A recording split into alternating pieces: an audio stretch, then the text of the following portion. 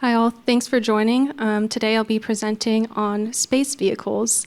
This is in collaboration with Gregor Haas, Mattea Sim, David Kohlbrenner, and Yoshi Kohno. First, I want to give a high-level overview of our talk. So we study security of universities' small satellite, otherwise known as small sat clubs, and we find that there are gaps in security knowledge, threat modeling, and security defense implementations. And we argue that university small-sat security needs improvement because they can harm themselves and others, as we'll get to further in the talk, and these clubs are a training ground for industry. So what are university club small-sats? You might be familiar with small-sats that are launched by companies or by industry, but they're also launched by universities for academic research and for fun. Satellite clubs themselves are student organizations, and they're often run basically entirely by undergrads. And just as a side note, we do anonymize the clubs we study, both in this talk and in our paper. The size of university small sats is a bit smaller than those that are in industry. They can be less than 1 kilogram to over 20 kilograms in mass. And there's on the order of dozens of university clubs in the United States alone. A subset of those have open source code and documentation, and in our work, we focus on only those that have open source code. Payloads, or the purpose of the satellite, might include something like academic research, or it could just be for fun. And a related topic is amateur radio satellites, which are otherwise known as AMSATs. AMSATs are used by amateur radio operators to facilitate communication on the ground and around the Earth. And AMSATs can sometimes even aid in emergency communications. Universities sometimes collaborate with these AMSAT organizations and put these amateur radios on their satellites. And somewhat related, many clubs send commands and receive telemetry on amateur radio bands without having an amateur radio on board. Before getting further into this talk, I wanted to highlight the architecture of two of the satellites that we studied, or the general features. First, we'll call this satellite SatFlash. This has two main payloads. One is an extremely bright flashing light the intent is to be for fun, and the students are supposed to be able to see this flashing light all the way on the ground. A second payload is their novel battery system, which is developed by researchers. This satellite was launched from the International Space Station. And also relevant to our security analysis is that their attitude control is passive, meaning they use magnets to just orient themselves but not change orbit. Another satellite we studied we'll call PropSat. Their payloads include an amateur radio from the AMSAT organization and also a novel propulsion system. Their satellite was launched standard from a rocket, and their attitude control is non-passive since they do have that propulsion system, meaning they can probably change altitude of their orbit. So past work has identified risk of satellites in general. One such important risk is the failure of the satellite mission and also causing excessive space debris. For example, if that satellite does knock into something else, it can break apart and be really difficult for other satellites in the future. But we're focusing specifically on university small sats, and we've noticed the following trends. First, these university small-sat capabilities are increasing over time. For example, more of them are using propulsion. They're also just a growing population of satellites. At the same time, the cost of launch and cost of development is decreasing. They're using more commercial off-the-shelf components, and the development cycle is shorter and shorter. Another important note is that satellite clubs are a training ground for the space industry, as many of the students enter the Space Force right afterwards, or the space industry. So we believe that there are a variety of hazards that have to do specifically with university small sats. For example, to tie this into VehicleSec, we believe that putting small sats into space is similar to putting hobby projects on the road.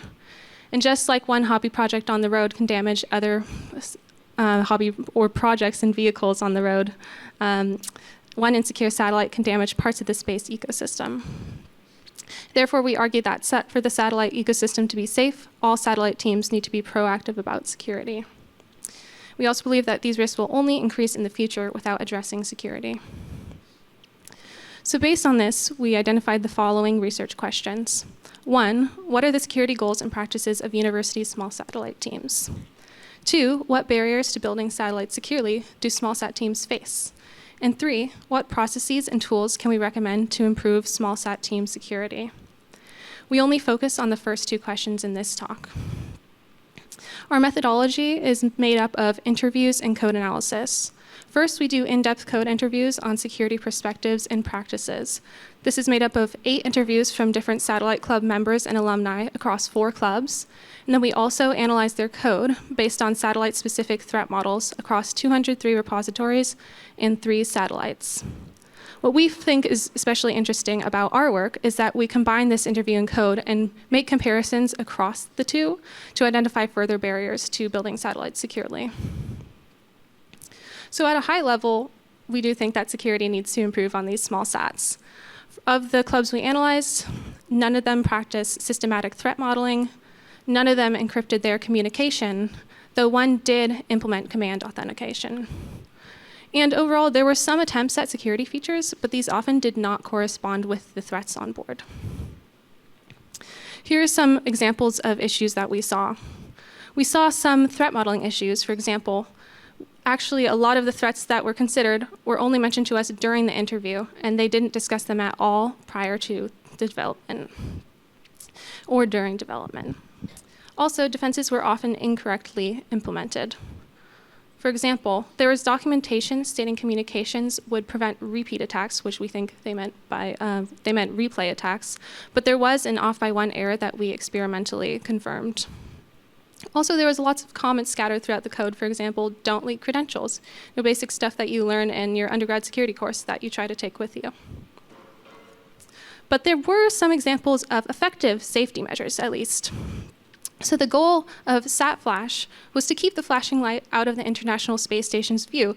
This is really important because if the satellite starts flashing too early, it could temporarily or even permanently blind the astronauts on board. So their main goal was that there was initial state from which they launched, and then they wanted to make sure that they couldn't get to this flashing state until there had been 26 orbits, so that it was far enough away from the International Space Station to not cause harm. And they actually did successfully do this through, we represent this through a state transition diagram. And basically, the result is that there's no path through the state machine where the light can flash before 26 orbits. We also found a number of barriers. There's more included in the paper. One important one is that reliability was valued over security, and a lot of members were scared that security would cause them to, quote unquote, shoot themselves in the foot. For example, some of them didn't do software updates because they didn't want to mess it up. Another barrier was resources, so there's a lot of resource-related barriers. This includes just not having enough time to think about security and limited understanding of security.